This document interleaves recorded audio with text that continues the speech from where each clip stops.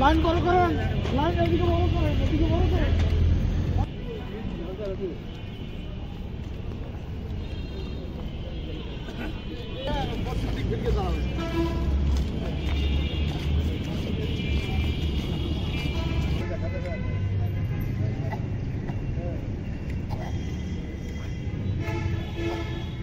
একাত্তরের রণাঙ্গনে অস্ত্র হাতে যে যুদ্ধ করেছিল, সে কঠিন পরিস্থিতি আজকের যারা প্রজন্ম তারা বুঝবে না। মুক্তিযোদ্ধারা জাতির শ্রেষ্ঠ সন্তান।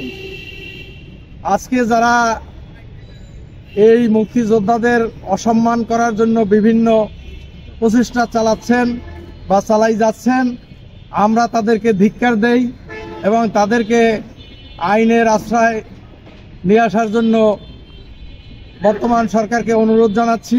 মুক্তিযোদ্ধার প্রতি যে অপমানই হয়েছে, অন্তর্কালীন সরকারের প্রতি আমাদের দাবি এগো অতি বিলম্বে যেন ফাঁসিতে ঝুলানো আমরা দেখতে চাই।